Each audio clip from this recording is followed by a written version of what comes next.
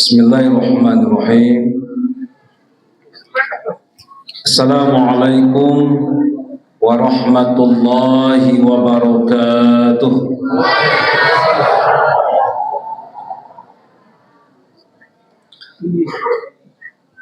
Alhamdulillahilladzi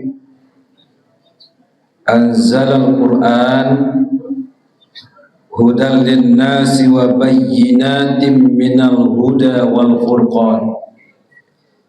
Subhanaka la ilma lana illa ma 'allamtana innaka antal alimul hakim. Asyhadu an la ilaha illallah wahdahu la syarikalah syahadatan tunjina min adzabin nar wa asyhadu anna Muhammadan abduhu wa rasuluh khairul anbiya'i wal mursalin Allahu alladhi arsalahu rahmatan lil alamin basyiran wa nadhira.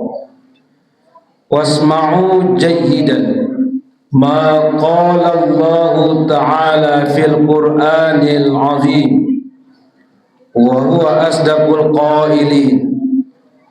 A'udzu billahi minasy syaithanir rajim. Wa minhum man yaqulu Rabbana atina fid dunya hasanah wa fil akhirati hasanah wa qina adzabannar. Shadaqallahul azim. Dan di antara mereka ada yang berkata atau ada yang berdoa, ya Tuhan kami, beri kami kehidupan yang baik di dunia dan beri kami kehidupan yang baik di akhirat, serta jauhkan kami dari azab api neraka. Al-Quran Surah Al-Baqarah Surat 2 ayat 201. Pengurus masjid yang sama kita hormati, bapak-bapak dan ibu-ibu yang kami muliakan, hadir bersama kita anak-anak, generasi dan remaja yang kita cintai, hadirin wal hadirat, jamaah tarwih rahimakumullah. Kita senantiasa selalu bersyukur kehadiran Allah Subhanahu wa taala. Alhamdulillah, dengan izin Allah, dengan kasih sayang Allah, sampai malam hari ini kita masih diperkenankan untuk hidup, dianugerahkan kesehatan lahir batin, serta Allah sempurnakan hidup kita dengan hidayahnya.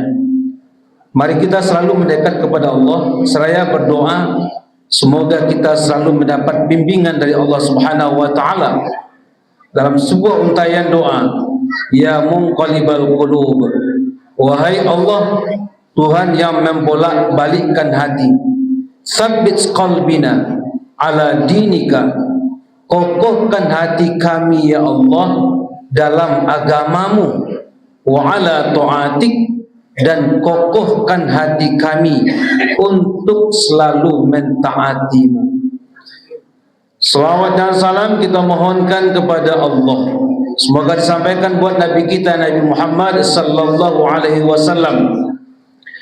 Allahumma salli ala Muhammad wa ala ali Muhammad.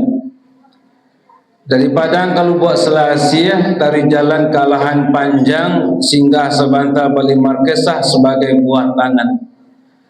Bapak-bapak dan ibu-ibu, ucapan terima kasih kami sampaikan atas kesempatan dan kepercayaan yang telah diberikan. Salah dan kurang mohon dimaafkan. Pada bapak dan ibu lain mohon memaafkan. Alhamdulillah. Sebab suka duka menjadi mubalikku banyak. Kadang banyak upik daripada puji. Pengalaman nambut ceramah tahun lampau. Di awal Ramadan tu dia judul ceramah. Kadang ngarannya rancak, Judulnya, bergembiralah dengan kedatangan Ramadan. Lalu spontan ada sekelompok ibu-ibu menjawab dengan polosnya, Ustaz, ya Bu, kami yo bergembira Ustaz, tapi nan paling gembira itu para ustaz lah. Bab itu Bu, bagai ndak non stop tiap malam, tiap subuh membalik ke ustaz. Pas akhir Ramadan berakhir, lagi judul lain. Judulnya sedih berpisah dengan Ramadan. Apa-apalah menjawab lain. Kau ditanya sadia ustaz, kami sangat sadia. Tapi sadia kami, sadia para ustaz lain. Bab itu Pak, kurang proyek. Lah hilang pitmas. Tapi dari siko. Hujan hari datang ustaz, baru saja ni Mas Haji, ibu bapa ada sekelompok ibu-ibu mulai berbisiak. Walaupun bisiknya tidak tadangan tapi mengontak ke batin. Kira-kira bisiknya itu Bu. Berarti ada pengalaman ibu. Ada pengalaman. Mode bu nagari hujan labe patuh. Ibu je ustaz kau. Arok nama. Di ujung gua kan mental ni. Mental karena perasaan dah lama. Dah datang ceramah, ditelepon di pengurus bandar di ustaz, kajian dulu ustaz malam kini mah. Dia bacalah ayat je, wahai orang beriman, tepatilah janjimu. Di mana katakan? Datang awak perasaan dah lama, mental kan naik, dah datang awak ustaz kena ceramah. Panjang ke ceramah ustaz, lama ustaz ceramah, bila ke selesainya? Singkat. Nyo datang. Sabantana ustaz ceramah. Amplop saya nak baru. Tapi tidak disiko, tapi lain. Itu suka duka. Mandaki jalan kapan disikik, menurun jalan ke pasar Simabu rami di orang menjual sayur. Kalau ada apa ibu pinggang jelutik terasa panik, cari tampik menyanda, silahkan mau jual tandu awak lah bau muak. Berailah ustaz. Nyanda lah Pak. Tandu lah bau muak Pak. Daripada menyanda seorang di rumah, rencak menyanda awak bersama-sama di masjid, diunjuan kaki kuat. Dicalik kamu ku awak memandang kawan mali awak. Awak galak manis, kawan tersenyum kawan. Lena muak kunyang gigi kawan mencelik awak tu. Vitamin tu awak. Cukup lah. Tanak nasi uuk lado ambil lapiak mari makan bersama, dan kaji rangkuah dado ambil sado nan paguno. Ibu bapa jamaah, firman Allah yang telah kita simak bersama tadi dalam surat Al-Baqarah ayat 201 ini sudah sering kita dengar, mungkin sudah hafal, karena penggalan dari ayat ini merupakan doa yang sudah familiar. Kadang sering kita sebut dengan istilah doa sapu jagat. Dalam doa ini ibu bapa, ada 3 permohonan yang kita sampaikan kepada Allah. Yang pertama, kita bermohon bagaimana kita diberikan kehidupan yang baik di dunia, baik dalam ukuran, baik dalam pandangan Allah, bukan keinginan manusia. Yang kedua adalah kita juga bermohon kepada Allah bagaimana kita mendapat kehidupan yang baik di akhirat. Orang yang mendapat kehidupan yang baik di akhirat adalah orang yang telah merasakan kehidupan baik di dunia. Mustahil orang yang tidak baik hidupnya di dunia akan merasakan baik hidupnya di akhirat. Mustahil. Jadi kalaulah merasakan awak baik di dunia, bahagia di dunia, insya Allah gambarannya kita akan mendapat baik dan bahagia di akhirat. Serta tanda orang yang berbahagia di akhirat itu adalah, dan juga merupakan permohonan kita, dijauhkan dari azab api neraka. Bahkan dalam sholat, ibu bapak, sunat hukumnya bagi kita yang hafal, sebelum kita salam, sesudah kita membaca tahiyat akhir, disunatkan kita membaca doa yang diajarkan Rasulullah. Di antara lafaznya adalah Allahumma inni a'udzubika min azabi jahannam wa min azabil qabri wa min fitnatil mahya'i wal mamat wa min syarri fitnatil masihid dajjal. Ada 4 permintaan kita. Ternyata permintaan yang pertama itu adalah kita berlindung kepada Allah, dijauhkan dari azab api neraka. Sehingga banyak ayat maupun hadis, bahkan doa, bagaimana kita dituntun dalam beragama. Kita diingatkan supaya kita selalu berdoa, bermohon kepada Allah agar dijauhkan dari azab api neraka. Bapak jamaah, kenapa kita begitu diingatkan Allah? Karena azab api neraka itu luar biasa dahsyatnya, luar biasa panasnya, sehingga kita disuruh untuk berlindung kepada Allah agar dijauhkan. Tak sanggup kita. Jangankan azab neraka, walaupun belum kita rasakan, tapi kita yakini itu ada. Di dunia saja ibu bapak, tengah hari jam 2 balik lebih kurang, paiwak keluar tanpa alas kaki, tanpa trompa dan sepatu, coba injakkan kaki di aspal. Jangankan minit, hitungan detik saja tak sanggup, karena begitu panasnya. Itu baru panas dunia. Kalau dibandingkan dengan panas akhirat, belum apa-apanya. Sehingga rasanya ibu bapak, begitu Allah dan Rasul mendorong kita supaya berdoa agar kita dijauhkan dari azab api neraka. Ibu bapak jamaah, di antara cara yang perlu kita lakukan, jelas yang pertama itu kita beribadah kepada Allah. Mudah-mudahan ibadah kita diterima oleh Allah. Kita beramal soleh. Di samping beribadah, di samping beramal soleh ibu bapak, melalui hadis Rasulullah yang dimuat dalam kitab Musnad Imam Ahmad bin Hanbal, pada juz 7 halaman 56, Rasul bersabda, hadisnya singkat tapi maknanya dalam. Apa yang disampaikan Rasulullah? Hurrima 'alan nar, diharamkan neraka bagi siapa? Kullu hayyinin, pertama bagi orang yang memiliki sifat rendah hati. Hayyin, rendah hati. Layyinin, neraka diharamkan bagi orang yang memiliki sifat lemah lembut dan penuh kasih sayang. Sahlin, neraka diharamkan bagi orang yang suka memudahkan orang lain. Qaribin minan nas, neraka diharamkan bagi orang yang dekat dengan manusia lain. Dari hadis ini ibu bapak, singkat tapi kita bisa memahami dengan jelas. Ternyata ada 4 sifat yang kalau kita miliki dan kita sifati sifat tersebut, insya Allah neraka tidak akan memamah kita, neraka tidak akan memakan kita, karena kita dilindungi oleh Allah melalui sifat yang 4 ini. Kita lihat yang pertama, rendah hati.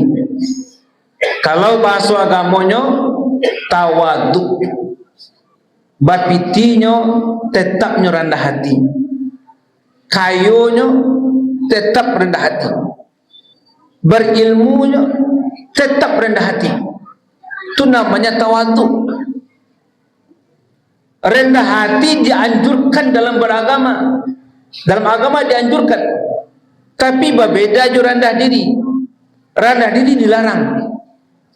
Rendah diri berarti sifat dan sikap kita yang cenderung kepada putus asa, berbalik sebelum baik, menyerah sebelum berperang.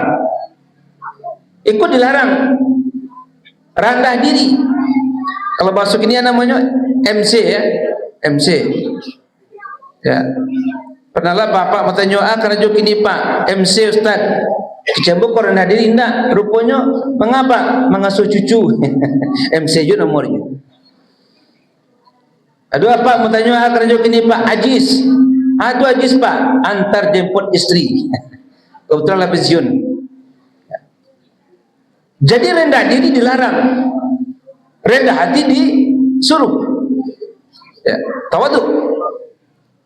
Bahkan hadis Nabi juga menyatakan, wa ma tawadu'a ahadun lillah illa rafa'ahu Allah azza wa jalla. Orang-orang yang tawadhu itu ibu bapak dan rendah hati itu tidak ada balasan yang Allah berikan kecuali Allah muliakan kedudukannya. Lain mua banyak manusia merendahkan, menghina, menyudutkan. Tapi kalau you tawadhu, Allah yang akan mengangkat kemuliaan kehormatan. Lawannya adalah kalau tawadhu rendah hati. Lawannya tinggi hati. Tinggi hati berarti sombong. Lain mua ibu bapak bakawan jurang sombong. Lain. Kalau kecil si anu tu rancak sanang. Tapi kalau kata wak dia mati kerancaan baca tu baru. Berarti ongas. Ongeh. Ya, sombong. Ya. Sombong itu sumbernya di hati. Ini termasuk dosa batin. Kacau wadanga nyanyi sakitnya tu di sini. Berarti hatiku sumber. Hatiku sumber. Dimakan nasi terasa sakam, diminum air terasa duri, tanda badu. Patah hati. Patah hati. Mancalik celalek saya langsung nio, tanda badu. Kanai hati, hatiku dulu. Batu kacat rumah kawan tensiwa naik, tanda badu. Asaki hati ya. Tadanga kau dapat nikmat awak masuk rumah sakit, tadanga kau dapat musibah gadang hati awak badu. Busuk di mana taknya? Hati. Lain nampak? Enggak. Ikut dosa yang payah manusia untuk membarasin, menghapusnya kena enggak nampak hati. Bahkan ibu bapak, menurut Ibnu Qayyim Al-Jauziyah, ternyata ada 3 pintu dosa. 3. Pertama adalah, kata beliau, al-kibru.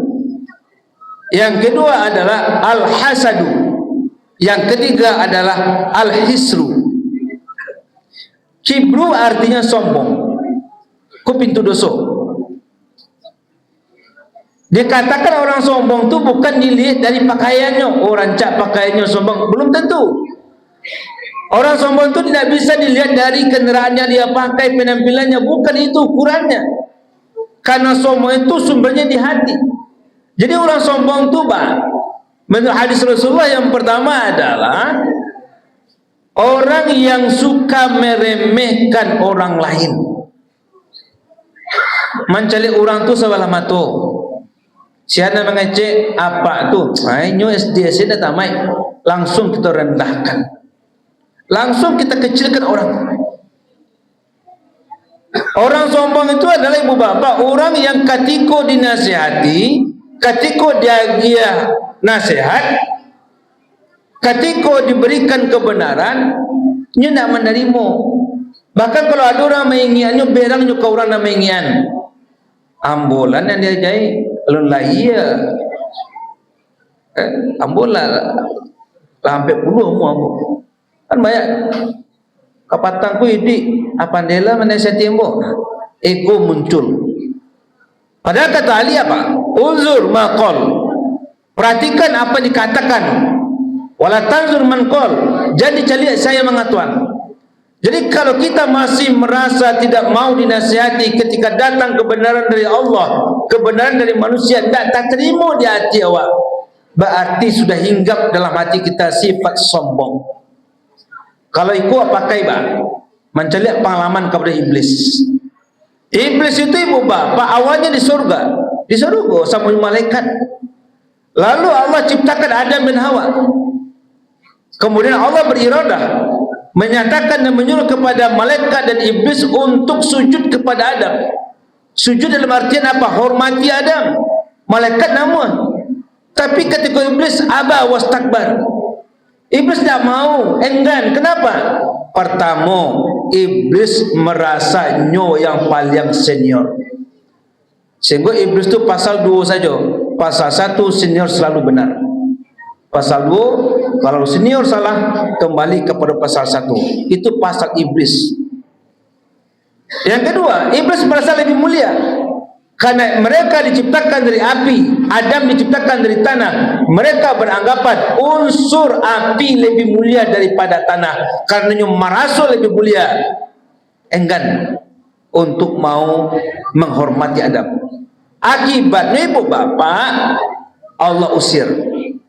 Sebab karena iblis mencoba memakai pakaian Allah. Yang akbar itu hanya Allah, sehingga diusir. Oleh karena itu ibu bapak, ketika awak solat nan kita agungkan, kita besarkan itu ya Allah, Allahu Akbar, Allah yang maha besar. Berarti awak kecil. Itu yang perlu awak pahami. Jangan sampai ada dalam hati awak sifat ketika ada kebenaran, ketika nasihat kita tidak mau terima karena ego kita. Dampaknya secara ibadah, la tadkhulul jannah, tidak masuk surga seseorang man kana fi qalbi, jika ada dalam hatinya mithqala dzarratin min kibrin, ada dalam hatinya sifat sombong walaupun sebesar biji zarah, ibadahnya, pahala amalnya ditolak oleh Allah dan dia tidak masuk surga. Begitu bahayanya sifat sombong. Oleh karena itu kita ganti sifat tinggi hati dengan sifat rendah hati. Yang kedua, pintu dosa itu hasad, dengki, iri. Ini sudah kita bahas pada pertemuan waktu subuh dulu. Yang ketiga adalah al-hisru. Hisru ini ibu bapak, pintu dosa itu masuk ketika orang memiliki sifat tamak, sifat loba, menghalalkan segala cara. H3S, halal haram hantam saja.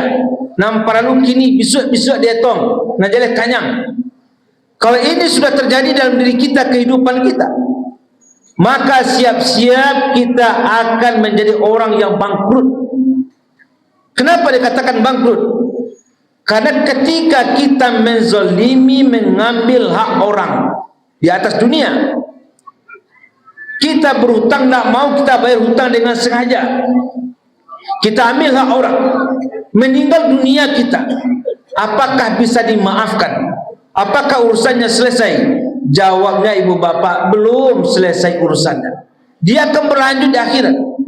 Sehingga nanti ketika kita dikumpulkan di padang mahsyar, ketika awak nanti dihisab, ditanya, disidang oleh Allah, maka kita akan menemui orang-orang yang pernah kita zolimi, yang kita ambil haknya tanpa secara benar. Awak datanginya, awak pulangkan haknya balik, kita kembalikan balik. Jo awak kembalikan, harta tidak ada lagi. Tentu awak kembalikan dengan amal ibadah kita. Sehingga amal lah awak dapat lah, awak cicil lah daging ke orang yang pernah awak zalimi. Akhirnya kita menjadi orang yang bangkrut karena amal kita minus. Oleh karena itu jangan pernah kita memiliki sifat loba, tamak. Boleh kita kaya, tapi dengan cara yang dibenarkan oleh Allah dan Rasulnya. Ibu bapak jamaah, yang kedua tadi rendah hati, ya, yang kedua adalah lemah lembut, yang ketiga mudahkan urusan orang. Karena kalau kita memudahkan urusan orang, Allah akan mudahkan urusan kita. Di akhir tausiah ini saya sampaikan sebuah kisah singkat saja, betapa pahala orang yang suka memudahkan orang lain. Kisah ini menyangkut seorang ahli sufi bernama Abdullah bin Mubarak. Beliau seorang ahli sufi di masa Bani Abbasiyah. Kampungnya di daerah Khurasan. Kisahnya menyangkut perjalanan ibadah hajinya. Suatu hari Al-Mubarak berangkat menunaikan ibadah hajinya menggunakan keledai dan membawa perbekalan menuju Makkah untuk melaksanakan ibadah haji. Di tengah jalan, tepatnya di daerah Kufah, Al-Mubarak menemukan seorang perempuan bersama anaknya memungut bangkai hewan lalu dimakannya. Kemudian dilihat oleh Al-Mubarak, beliau dekati, beliau tanya, "Wahai wanita, apa yang engkau makan?" Dijawab wanita tadi, "Kami memakan bangkai hewan tuan." Lalu kata Mubarak, "Jangan engkau makan, tidak boleh, tidak bagus." Spontan wanita tadi menjawab, "Wahai tuan, kami memakan ini karena kondisi. Kami terpaksa, karena kami lapar. Tidak ada yang bisa kami makan yang lain, wahai tuan. Ini yang bisa kami makan, karena kami miskin." Mendengar jawaban seperti itu, Bapak, singkat cerita, karena Mubarak seorang yang begitu mempunyai sikap suka menolong, dermawan, maka semua perbekalan harta yang ia bawa untuk hajinya termasuk keledainya dia berikan kepada wanita itu, diserahkan untuk menyelamatkan nyawa, untuk membantu wanita tersebut dari kelaparan. Akhirnya Al-Mubarak tidak jadi berhaji dan dia balik ke kampung halamannya. Anehnya adalah ketika sampai di kampung halamannya, masyarakat, orang-orang kampungnya menyambutnya dengan penuh sukacita, dengan penuh euforia, menyatakan, "Selamat wahai Abdullah bin Mubarak, selamat, semoga mendapat haji mabrur." Heran Mubarak, kenapa orang menyambut saya seperti ini padahal saya tidak jadi berhaji, saya tidak sampai ke Mekah. Lalu ada seseorang juga menyatakan, "Benar, saya menyaksikan dan melihat Al-Mubarak, dia berada di pelataran Ka'bah, sedang tawaf, sedang beribadah. Saya lihat." Semakin bingung Al-Mubarak, bagaimana dia bisa melihat sementara saya tidak jadi berhaji? Ternyata kebingungan ini, ibu bapak, terjawab pada malam harinya ketika Al-Mubarak bermimpi. Dalam mimpinya itu beliau mendengar suara, "Wahai Abdullah bin Mubarak, sedekahmu Allah terima, dan Allah mengutus malaikat untuk menggantikan ibadah hajimu, dan pahala kamu menolong wanita tersebut, menyedekahkan hartamu, maka pahalanya sama dengan kamu mendapatkan haji yang mabrur." Tidak jadi berhaji, tapi Allah memandang yang sudah berhaji mabrur. Berarti yang dapat wali di situ, ibu bapak, kita pahami adalah dalam kondisi tertentu maka diperlukan yang namanya kesolehan sosial. Awak bantu orang, dapat pahala awak dan orang terselamatkan. Iko ingin sholat dua rakaat, iko ingin membantu pasien awak dalam keadaan yang emergensi. Orang yang egois beragama nyo kaja semen dua aku dulu, nyo abaikan pasien yang perlu mendapat perawatan. Tapi orang yang mempunyai cara beragama yang bagus, dia jauhkan individualnya, sehingga dia lebih mengutamakan membantu pasien yang perlu mendapat perawatan dibanding dia mementingkan kepentingan ibadahnya pribadi. Maka dalam hadis tadi dikatakan, yang suka memudahkan orang lain diharamkan dirinya dari api neraka. Mudah-mudahan Allah Subhanahu wa taala mensifati kita dengan 4 sifat mulia tadi: rendah hati, mempunyai sifat lemah lembut, suka meringan membantu orang lain, dan kita dekat dengan manusia lainnya. Terima kasih, mohon maaf. Billahi taufiq wal hidayah. Assalamualaikum warahmatullahi wabarakatuh.